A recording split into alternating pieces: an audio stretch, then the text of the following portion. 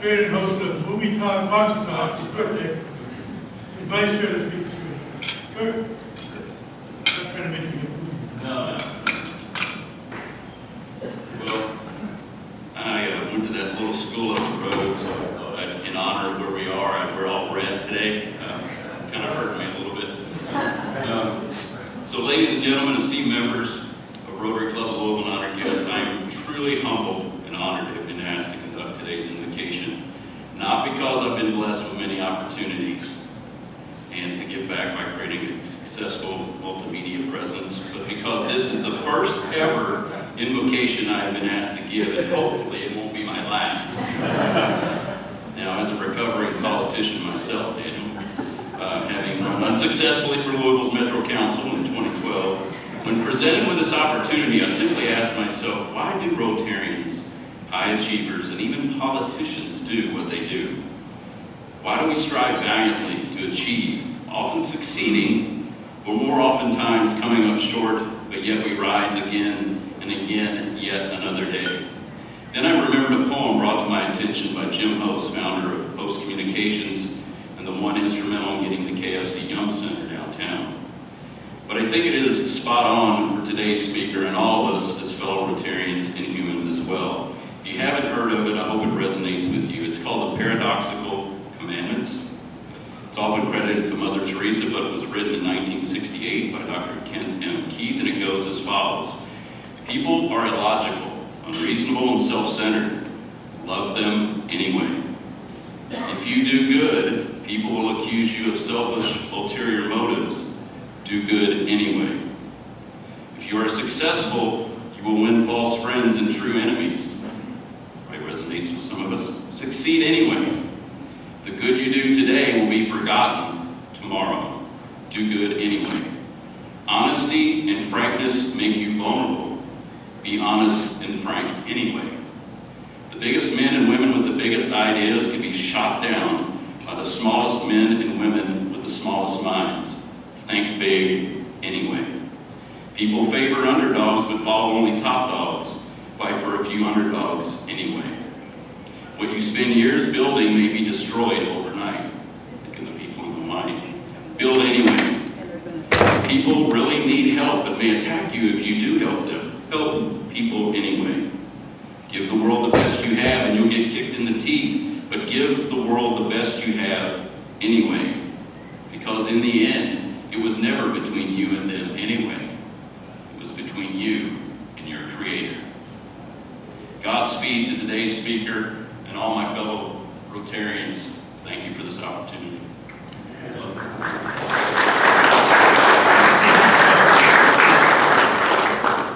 I'm providing our pledge of forward this is Gene West, owner and producer of Faces West Production, President 2021-22, and my recollection is he's one of the best darn presidents ever. He's also co-chair of the Gun Violence Reduction Committee. Thank you, President Kevin. And Rotarians and guests, please join me in reciting our Pledge of Allegiance. I pledge allegiance to the flag of the United States of America and to the republic for which it stands, one nation, under God, indivisible, with liberty and justice for all. And the Rotary four-way test of the things we think, say, and do. Is it the truth? Is it fair to all concerned? Will it build goodwill and better friendships? Will it be beneficial to all concerned? Thank you.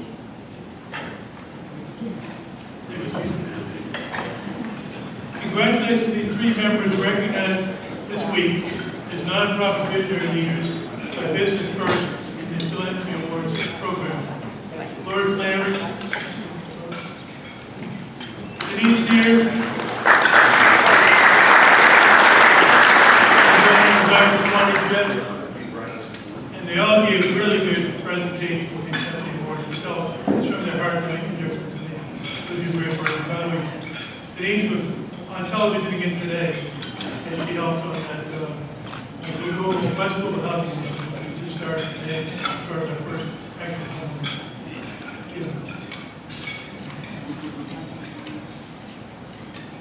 I'm thrilled to announce that this campus exciting event is what I was mentioning.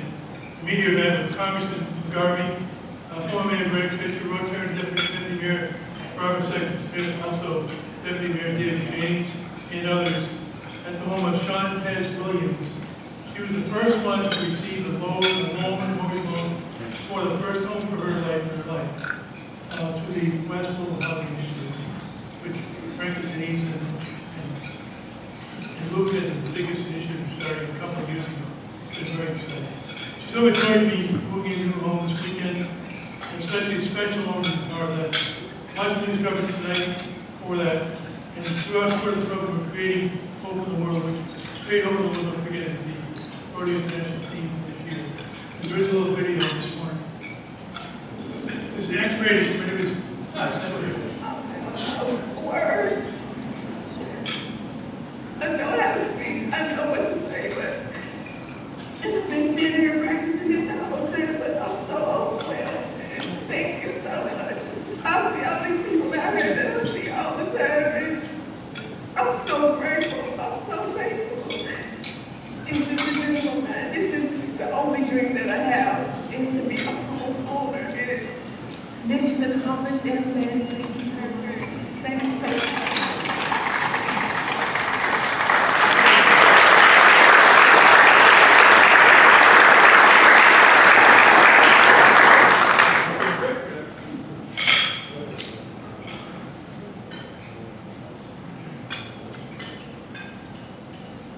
The lot of good talks given there today, but you can't find one better than that. She's so excited.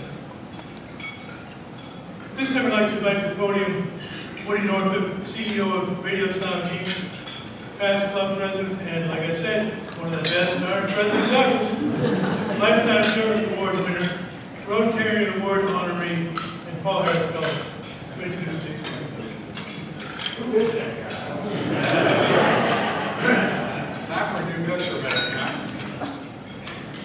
Dear Rotarians, I am honored to introduce to you my friend Daniel Cameron, our Commonwealth Attorney General and the Republican nominee for Governor.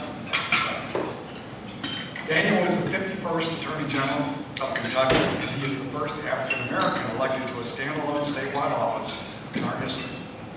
His election shattered expectations by capturing 58% of the vote and 113 and 120 counties. It was overwhelming and historic. Daniel grew up in Elizabethtown, raised by his parents, who owned and operated a local coffee shop. That experience, the strong faith of his parents, his active youth, and his commitment to faith have all contributed to his understanding of community values. From his days as a football player at the University of Louisville, quarterback safety, to his work in Washington, D.C., his career has been marked by service and principle. In the May Republican primary, Daniel faced 11 other opponents. He received almost 50% of the vote to win an overwhelming victory again. Since the primary, he's been traveling the state to hear about the concerns of voters, especially as regards the safety of our communities and the education of our children. He recently unveiled the Cameron Public Safety Plan, a promise to reduce crime and support law enforcement. This plan was a considerable factor leading to the endorsement by the state's largest police organization, the Fraternal Order of Police. As we all know, our children endured unprecedented learning loss during the pandemic. To address this, Daniel has released the Cameron Catch-Up Plan, which includes the largest expansion of reading and math instruction in state history, along with pay raises for our teachers. This badly needed initiative will help our kids get caught up on the learning they missed during the school closures of recent years. Daniel and his wife Mackenzie live in the Louisville area. They welcomed their first child, Theodore, into the world in 2022. The Camerons firmly believe that Kentucky can be the best place in America to live, work, worship, and raise a family. Please join me in welcoming Attorney General Daniel Cameron.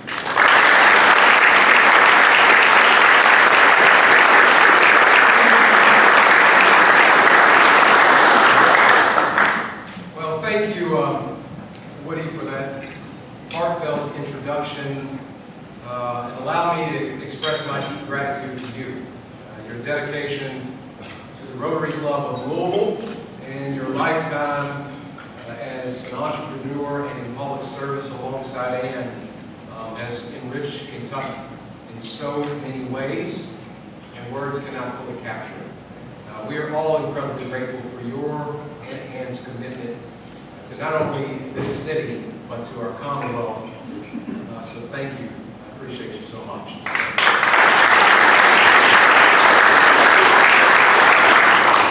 Kevin, thank you. It's an honor to be here with you. I gotta say, it's nice to sit at the table with somebody that I grew up watching on television, Ms. Jean last year.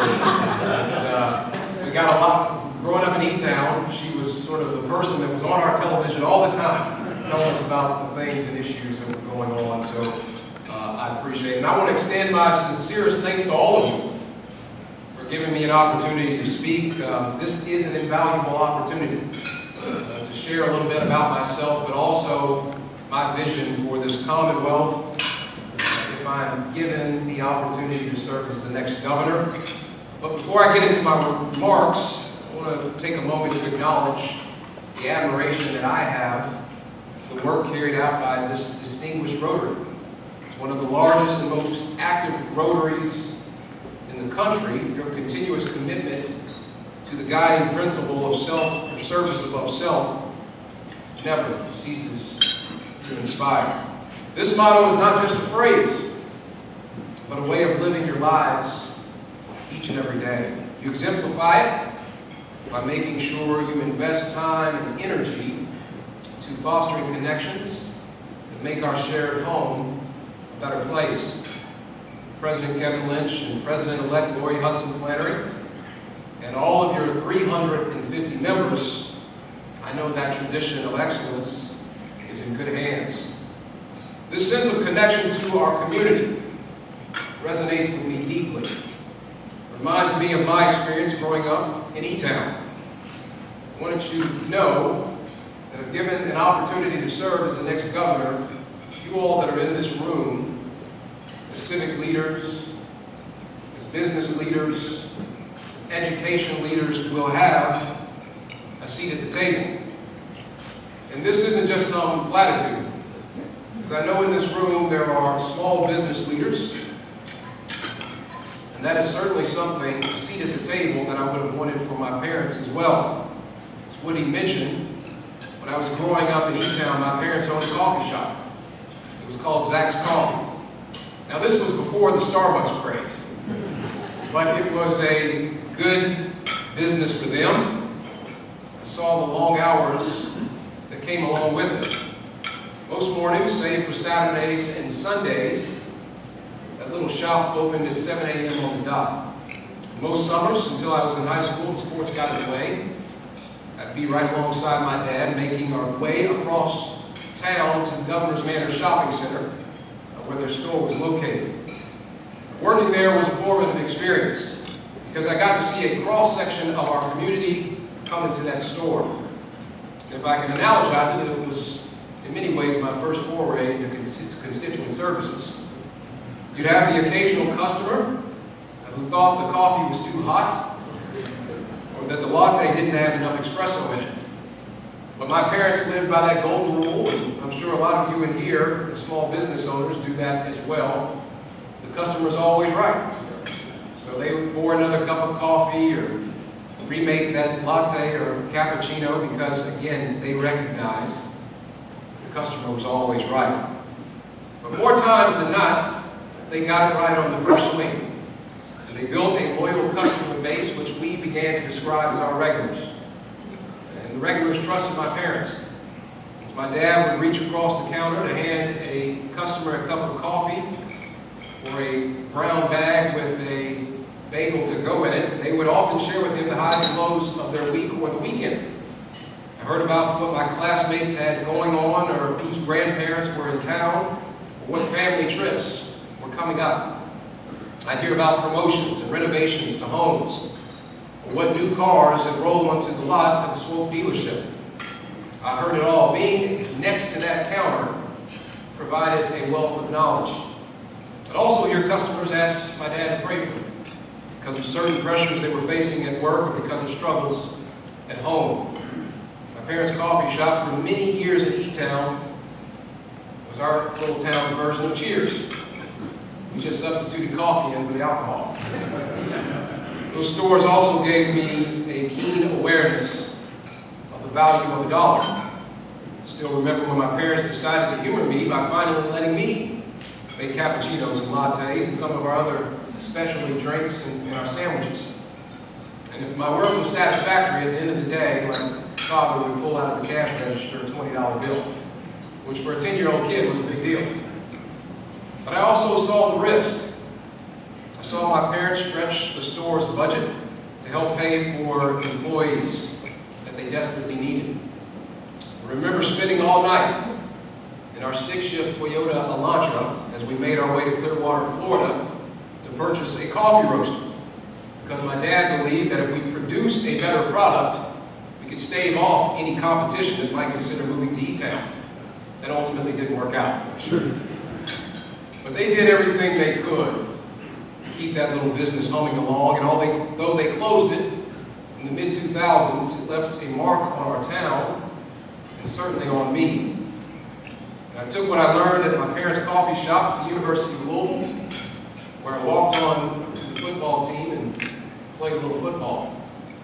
Play is a very generous term, as Dr. Ricky Jones and others can attest to. I spent most of my time on the bench, rooting for others that were much more talented than I was. But I graduated from U of L's law school, then clerked for a federal judge, and worked in the United States Senate to help President Trump and Senator McConnell and make sure that we were able to confirm Supreme Court justices.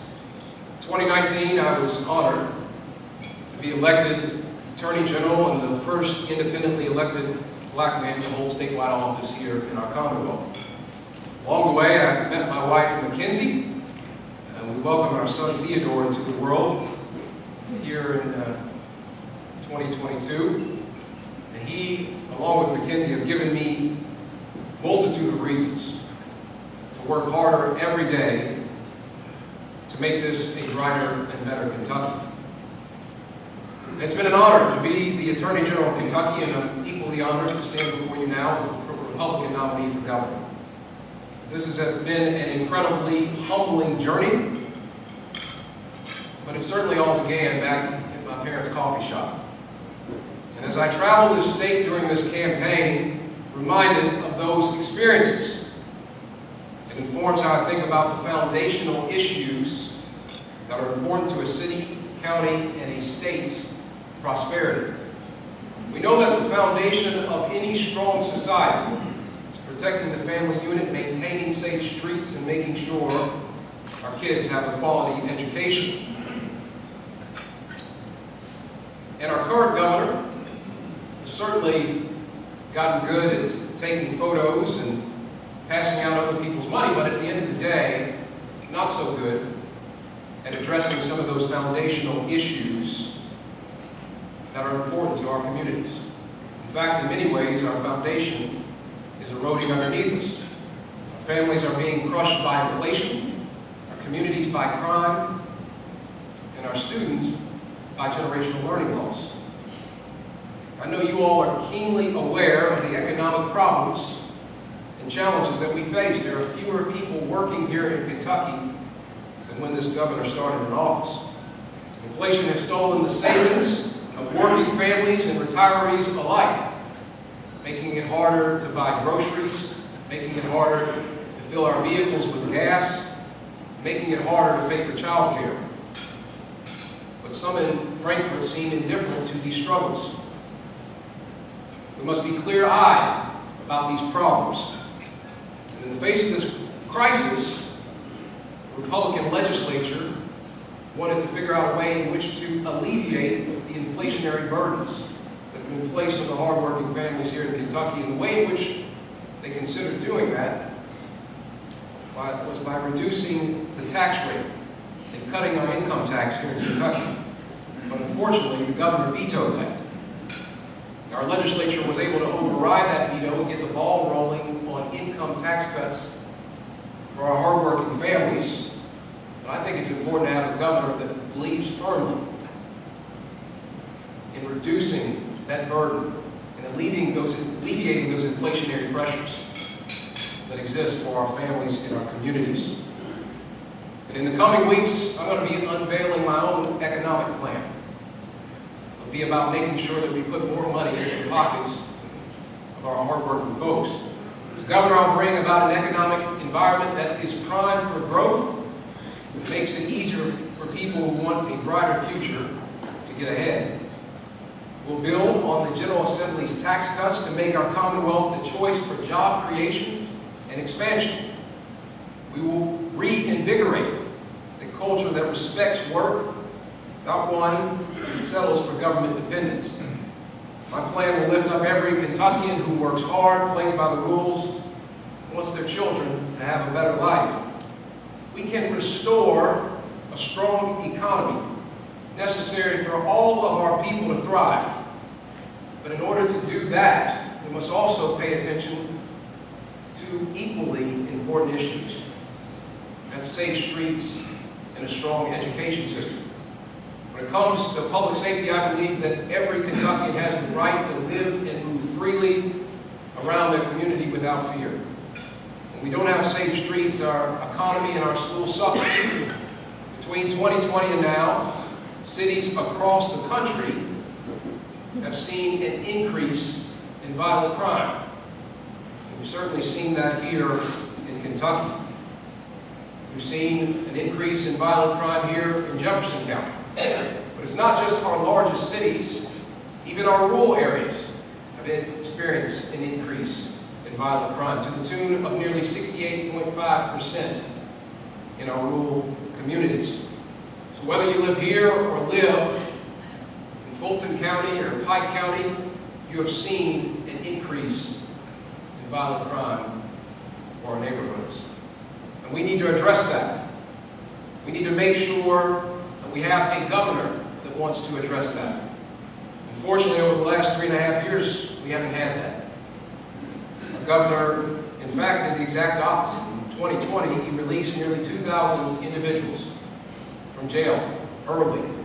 And a third of those recommitted felony offenses here in our Commonwealth, making it more challenging for our law enforcement community to do their job, making our neighborhoods less safe.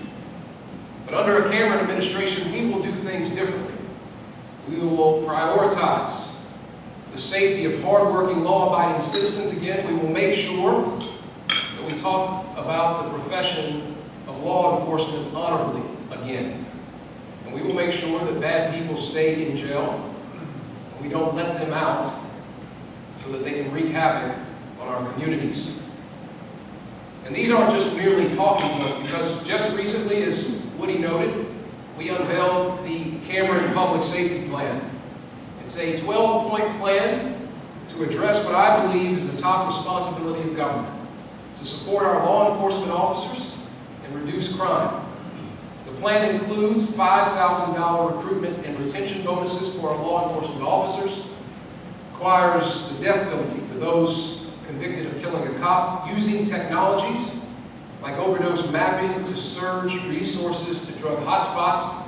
It's about putting a Kentucky State Police post here within our largest city and having a standalone carjacking statute and much more. You can view the entirety of the plan at CameronCrimePlan.com. But these initiatives directly address the rise of crime, drug trafficking, and overdoses, and the need to retain and recruit officers in our state. I believe they will have a direct impact on the safety of our citizens and the morale of our law enforcement community. And this is one of the reasons in which I think just last week, the Kentucky State Fraternal Order of Police, the largest police organization, endorsed my campaign for governor. This is a big deal because in 2019, they actually endorsed the incumbent, Andy Beshear. But we lost their support because I think the law enforcement community appreciates someone who has their back, not only in word, but in deed, making sure that they are in a position over the course of these next several years to have their pensions restored, to have the resources necessary to improve morale and make our streets safer. In fact, today I'm honored to have Ryan Straw with me, who serves as the Vice President of the Fraternal Order of Police. Would you please join me in giving Ryan and every single member of our law enforcement community a round of applause for the work that they do to keep us safe.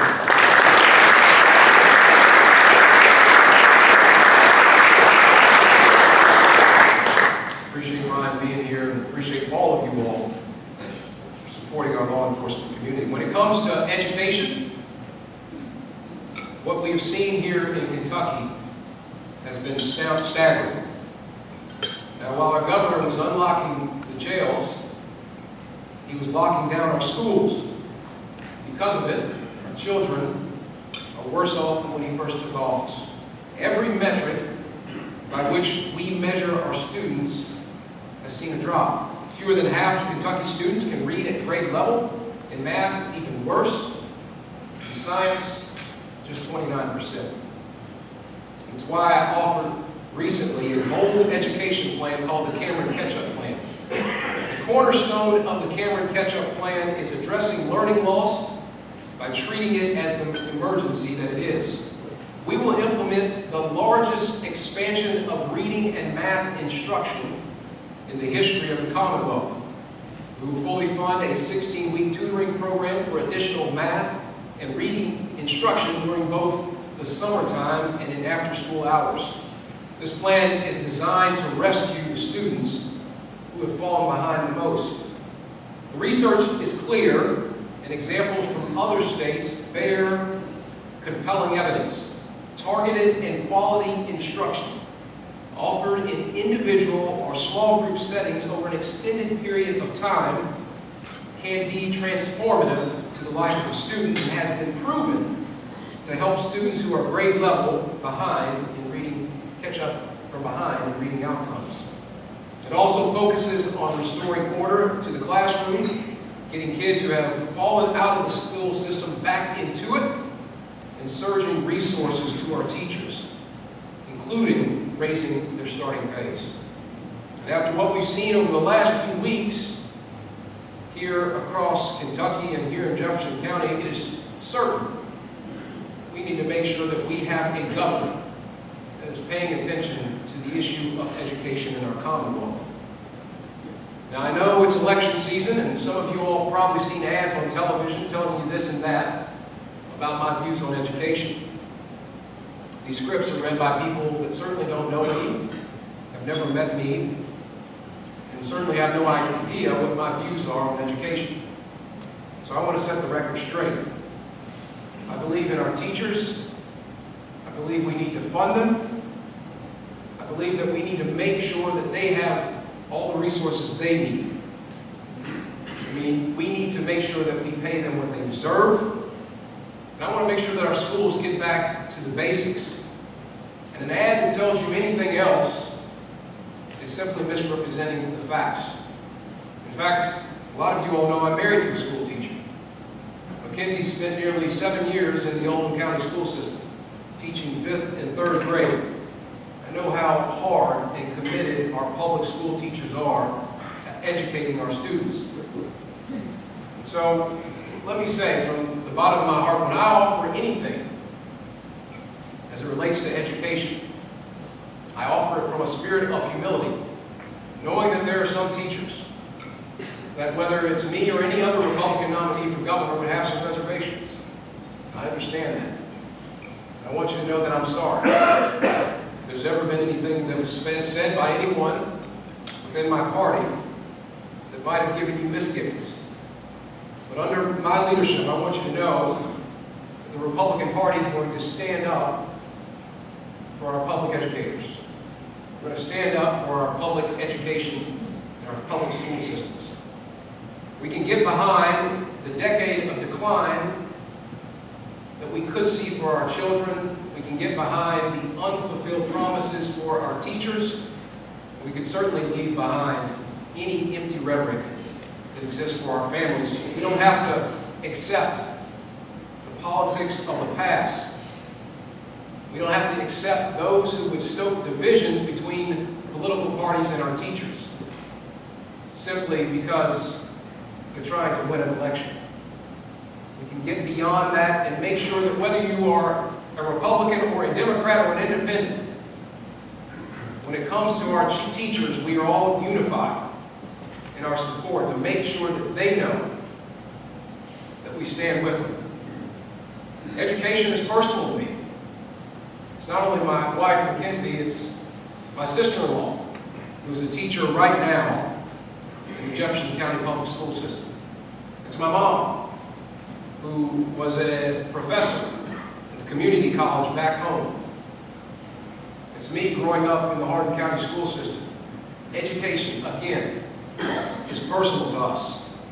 We want to make sure that our teachers and our students have every asset they need to thrive, to make sure that our parents are confident that when they send their kids to school, they're sending them there to learn reading, writing, math, so that they are able and put in a position to compete not only domestically, but globally. And that's what the Cameron Catch-Up Plan is about. It's about making sure that there is a historic expansion of reading and math instruction and restoration of order in our classroom, and a concerted effort to reduce Kentucky's epidemic of truancy. And again, to surge resources directly to our teachers so they're not worried about putting food on the table for themselves, but worried about making sure that our kids are the best and brightest version of themselves. And importantly, if I have the honor of serving as your governor on these topics, whether it's the Cameron Public Safety Plan or the Cameron Catch-Up Plan, I'm going to be in a position to deliver. That's in contrast with the current occupant, who has no relationships with our legislature. In fact, before I announced the Cameron Catch-Up Plan and the Cameron Public Safety Plan, I had conversations with the leadership of the House and Senate to get buy-in from them. Because again, public safety is important to us, the issue of education and our teachers are important to us. And so I wanted to have a partner to make sure that on day one as governor, we can get these things done. Which, again, is in contrast to this governor who, after rolling out his crime plan and his education plan, had not talked to the members of our legislature. Again, getting things done in Frankfort on behalf of you and our kids and our grandkids is about making sure your governor has relationships to put these things into effect. Now, those relationships are strengthened with my friend, State Senator Robbie Mills, serving as Lieutenant Governor. Robbie is a businessman and a job creator who has led in cutting taxes and wants to continue to help grow Kentucky's economy. He and his family have owned a dry cleaning business since 1970. He and I know how taxes and government regulation can hinder business. Robbie also knows how difficult it can be right now to find people to work. That's why he and I are going to make sure that we do everything we possibly can to reestablish a culture of work here in Kentucky. But again, as I talked about, don't just settle for leadership here in the state that often gives you empty rhetoric, that often gives you unfulfilled promises in an election season. Try leadership that is going to not only in word but in deed get things done for our kids, get things done for our education system, and get things done to address violent crime. Because it's about making sure that this Commonwealth is a shining city on a hill, a model and example for the rest of the nation to follow. That is what November 7th is about, and that is what decades to come are about here in Kentucky. May God bless you. God bless Kentucky. Thank you so much.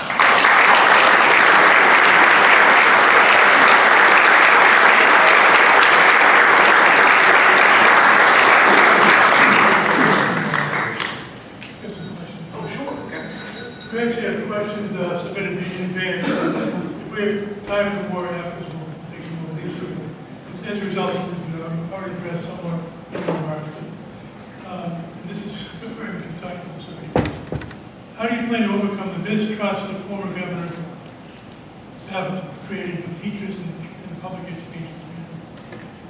Is it, okay, great. I didn't know if this one's working as well. Yeah, so Kevin, just along the lines of what I just spoke about, I think it's really important that when it comes to this topic, this conversation, I enter it out of a spirit of humility. And I know that some people have misgivings about the Republican Party because of things that were said in the past.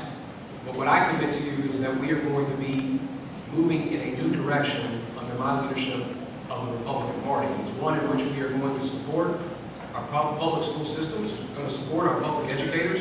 And I say that, and I commit to that, because my wife is going. And she'll hold me to it. And you all should know that I believe firmly in making sure, look, the lion's share of our children, I mean, there's no secret about it, are in the public school system. So we've got to make sure that that is the best it possibly can be, because our future is dependent upon it. And the fact that we have lost nearly 2 years to the shutdowns, we've got to do everything we can to catch our kids up, and that's why I've pushed this innovative plan to address that learning loss and make sure we get resources to our teachers. Great. A couple of questions, I'll bring these together, they kind of tie in together. First one is, Kentucky has lost numerous corporate headquarters in the past decade. What is your plan to reverse the trend? The very related question is, despite headquarters leaving, over the past several years, Kentucky has seen tremendous economic growth, business investments, and increased jobs. How do you plan to continue to build on this investment? Well, on the first question of how do we stop what effectively is a brain drain, meaning our headquarters are leaving, even some have headquarters here, but the lion's share of their people are, in terms of their leadership team, aren't here. And the way that I think we address that is by giving people confidence in their ability to go back to our city core, our city center. And I've talked to folks that own property and office space down in our city center. They talk about all the time how the occupancy in those buildings is low simply because people are concerned and have fear about going back downtown. And so we need to address that by making sure that our law enforcement community has the resources they need. We improve their morale, and we also augment our LMPD by putting Kentucky State Police Post here. I think that's incredibly important to give people confidence to come back here. The way that you attract businesses and have folks not only come here, but how do you retain them, which is a big question, is do you offer quality schools and do you have low crime? And we've been failing on both of those subjects. So as the next governor, we need someone who's going to address that and take those issues head on. And I'm committed to doing that. Then when it comes to the economy, one of the things that we don't talk enough about is the fact that we won't have people in place to run these factories, to work in these facilities and these plants. Right now we have the 47th lowest workforce participation rate in the country. And as you think about some of these projects and companies that are coming online, where are we going to get the workers from? If you take them from other companies, you dilute their ability to do business and to work. So again, we've got to attract people into this state. Since Andy Beshear, like I said earlier, has taken office, there are 27,000 fewer Kentuckians working. To the extent we've seen some job numbers that say things are going in the right direction, it's because people are working 2 and 3 jobs to confront and pay for the inflation that we're seeing out of Washington. That's why I talk about the importance of having a General Assembly and having a governor that recognize that we need to lower the taxes of our citizens so that they have more money that they can stretch in their budget. Look, even at our house, we're constantly thinking about our utility bills, constantly thinking about our grocery bills. I know you all have the same conversations. In the Wall Street Journal last week, there was an article about the increased cost of child care. You think about if you're a single mother and having to figure out where to take your kids because you got to go to work, the increase in child care is making that more and more challenging. We've got to make sure that in Kentucky we're allowing our citizens to keep more of their money. That's why I'm committed, along with our legislature, to get our income tax rate down to zero as quickly as we possibly can. You made some great comments and showed passion about how personal education is to you. You made a good comment, really. Most people don't know that kind of stuff. It's hard to get beyond the sound bites. But the one specific question that came in, what are your thoughts about universal pre-K? Look, I would support making sure that we can get our kids to school as early as we possibly can. I don't think there's anything wrong with that. Particularly as you think about, as we're trying to establish a culture of life. I know as we establish a culture of life, we've got a responsibility to figure out what that means beyond birth.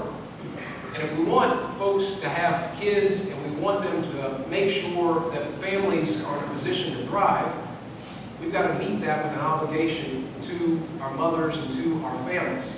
And so I'd certainly have a conversation with our General Assembly about what it looks like. Because again, we've got a 19-month-old at home. We just took him to the fair. He pet a sheep for the first time. Mackenzie got one of these sweet lemonades that she doesn't allow me to have because she wants me to watch my weight. But we constantly are thinking about how do we provide for him, how do we make sure that we're paying our bills. And so I know that there are families all across Kentucky that are trying to make that same sort of judgment in their head about how do we pay our bills, how do we make sure that we do our best by our kids. And if universal pre-K is a part of that, I'm certainly happy and willing to talk to our General Assembly about that. This next question was submitted by somebody who doesn't know the regular rule. Don't forget the regular rule is 30 seconds. This question is going to take a lot longer than 30 seconds. Here's just a classic written question. LMPD faces a shortage of about 300 officers. Additionally, more than a dozen are on leave pending lab results from the state forensics lab. The state lab gets backed up, sometimes taking 12 to 15 months to turn things around, even when the rest of the investigation may wrap up in a couple of weeks. This creates incredible strain for the officer and their families, because most officers spend a third of their annual income from overtime and outside jobs require a sworn police officer. How can this process be sped up? Is it possible for Louisville to get its own lab since we are a mega customer? Well, one of the first things I'll say on that front is Laura Sudkamp, who runs the Kentucky State Police Lab, has been doing a fantastic job. I know they're overwhelmed.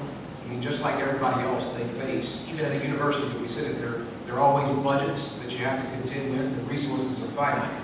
And so I know that she is constantly trying to figure out how they can best and most efficiently use their resources in order to get information back out to our communities as quickly as possible. So anything I can do as part of the budget process to help the Kentucky State Police hire more folks to help in the lab process, I'll do. When it comes to Jefferson County and having its own lab, I'm certainly not opposed to the LMPD being able to have that capability. You know, one of the things I've talked about is having a better relationship between the state and local law enforcement. It's why I think Kentucky needs to have, or Louisville needs to have a Kentucky State Police post. If we're serious about the issue of violent crime, it doesn't make sense that our largest city does not have, I know we have the Kentucky State Police Lab, but I'm talking about an actual post so that we can augment our local law enforcement community, knowing that we are down roughly 300 officers. So anything we can do to strengthen that relationship, and if part of that conversation is about a lab here specifically that LMPD has access to, or that they own, I'm for supporting that conversation as well. Thanks. The next question is, please explain Kentucky's concealed deadly weapons and permitless carry gun laws, and how they fit into your plans to reduce gun violence, the number of shootings and deaths by guns in our community. Well, we certainly have the concealed carry, but at the same time, because of some recent decisions, concealed carry in the permit process exists, but you don't necessarily have to go that route. Look, I'm someone who protects and feels strongly about our Second Amendment rights and will continue to support those. When it comes to the violent crime issue, again, if we're serious about it, we need to have more law enforcement officers. We need to have more law enforcement in our community. I support that. We can work with our legislature to make sure that we have more local law enforcement. That's why I think it's so important to have these $5,000 bonuses for recruitment and retention, because that not only helps improve morale, but it brings more into our ranks to help with some of the violent crime challenges that we've seen here over the course of these last several years. It's a somewhat related question. Do you support Louisville Mayor Craig Greenberg's request to give Louisville the authority to shape its gun policies? I support making sure that we protect our Second Amendment. And I know the mayor has some strong feelings about that. We sit on different sides of this issue, but I understand his heart. And Mayor Greenberg, I just was with him over at the ham breakfast. And one of the things I think is important about the remarks that he shared is that we can have different perspectives. And we can engage in conversations about issues related to the Second Amendment or issues related to guns in a way that is not coarse, it is not crass, in a way that shows that we have mutual respect for one another. So I understand Mayor Greenberg's position on this. Again, I have a different position, but I'm also not going to shoot him down if he wants to have a conversation and have a conversation at the table about what it looks like to make sure that we get violent crime. I come at it from the perspective that we need to increase the men and women of law enforcement, make sure that we have more here. I know he comes at it from a different perspective, but certainly I'm happy to talk to him about those differences and continue that conversation. Given that, it's another kind of one question. Given the need for more affordable housing throughout our Commonwealth, not just for working families, but for our low-income seniors, what solutions do you offer on how to address this issue faced by developers of not in my backyard, and the resistance developers face in attempting to launch housing projects across our communities? Say the first part of that question. I apologize. Given the need for more affordable housing throughout our Commonwealth, not just for working families, but for our low-income seniors, what solutions do you offer on how to address this issue faced by developers of not in my backyard living, and the resistance developers face when attempting to launch housing projects across our community? Well, I think obviously, if you go not too far from here, you see that we've got a housing issue because there are a lot of folks that are on the streets right now. And a lot of that is downstream effect from drug abuses and, families having abandoned individuals. And so there are societal things that we need to talk about. But we do need to talk about housing and transportation. In fact, as Attorney General, one of the things that we've been working on as it relates to those things in particular is bringing nearly $900 million into the state to fight the opioid epidemic. And part of that is looking for meaningful ways in which we can fund housing and transportation needs here at the local level, but also on a statewide level through the Opioid Abatement Advisory Commission. So I believe, I was up in northern Kentucky a couple of days ago, and I think it's important for our housing corporations and other entities, and to the extent banks can be involved in making sure that we have mortgages. And this is hard right now because of inflation and the interest rates. But for folks that are trying to start off, PMI obviously is an important tool and instrument that a lot of families can use to start off. But we also need to make sure that we are targeting mortgages to folks in a responsible manner that allow them to get into houses quickly, because we know that if there is housing and if there is transportation, it is critical for a person's self-confidence, but also their ability to access a job. And so to the extent we can have more conversations with our General Assembly about that, I'll certainly support it. Good. And last question, your opioid task force has solicited feedback from across the state on how to best utilize the opioid abatement settlement dollars to address this crisis. How is the task force going, and what is their approach to preventing future opioid use? Well, let me step back and say, because of members of our legislature and a lot of local input from you all in this room and stakeholders, we were able to fashion an agreement where the nearly $900 million that we're bringing into the state, 50% of that's going directly to our counties and cities. And then the other 50% is going to the Opioid Abatement Advisory Commission. And I know from talking to some of you all in the room that you've had interaction with. You've had interaction specifically with Brian Hubbard, who has a passion for looking for ways in which we can remove this thorn from our side. I mean, the opioid epidemic has plagued our people for far too long, regardless of where you live and regardless of what zip code you're in. And what I've often counseled people is that my predecessor, we were involved in a lot of litigation, but there was no money in the state. And so I wanted to make sure that we got the distributors and wholesalers and manufacturers of opioids to the table as quickly as possible so that we can bring money into the state. Again, that's that $900 million that we brought into the state. And we just allocated from the commission, they just allocated a big chunk of that money here recently, and I believe we're going to allocate another chunk of that money in October. But I know there are folks represented in this room that have seen the fruits of those dollars coming into our communities. The county and city actually, again, is getting a portion of that money, and those checks are here in the area. I appreciate County Attorney Michael Connell for his work on making sure we got this money into our communities as well. So we're going to keep working hard on that front. I want to continue some of the efforts. We've now got an effort called Fight Fentanyl, because we know that fentanyl is ravaging our communities as well, and I want to continue that work as the next governor too. Well, General Kim, I really thank you for your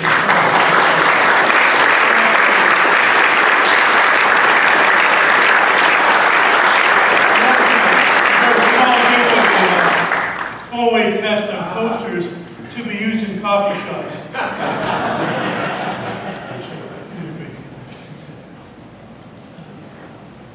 You know, being part of Rotary, it's pretty exciting. When you think about what we learned today, I follow politics pretty well, you know, more or less. But I look a lot today. How many people can understand the level he's talking about today on his position? Because it just doesn't make the press. So one of the things about this club, we get to hear from people, and we'll hear from Governor this year in a couple weeks. We get to hear beyond the sound bites and much more. I appreciate it. On your way in today, you may have encountered the puppy Alyssa. I hope you did. Alyssa brought to from the Humane Society. I think it was named after her. Now, a Rotary picnic with ponies and puppies at Willow Home Farm. We've heard about it before. It's in Simpsonville. It's just around the corner on Saturday, September 9th, from 11 to 1. If you haven't signed up yet, just please do so. You'll find more details in Sparks as usual. Our speaker next Thursday here at the University Club is Michael Andrews, a Peace Corps member and photographer, with a presentation titled Rituals of Hope, Lost Transformed to the Aspiration in Ukraine. Did Fred Cowan arrange for that? Good job, Fred. Former Peace Corps volunteer. Governor Andy Bashir will be here speaking on Tuesday, not Thursday. Tuesday, September 5th. We won't have a meeting that week. Besides that meeting. Questions, Governor, if you must be submitted by September 5th, September 1st, I'm sorry, to answer your comment. Thanks for coming. Meeting's adjourned. Appreciate it.